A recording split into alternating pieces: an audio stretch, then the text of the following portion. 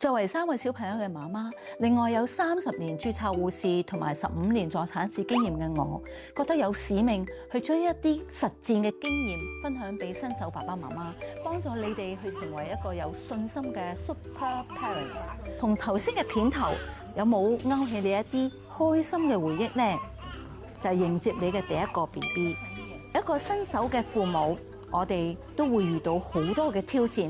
呢一集我會為大家示範點樣將 BB 抱得穩、抱得安全。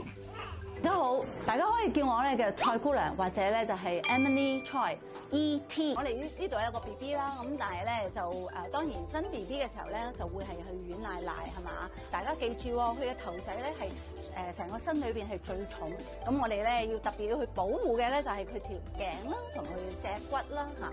包嘅方法咧會令到佢咧硬淨好多嘅。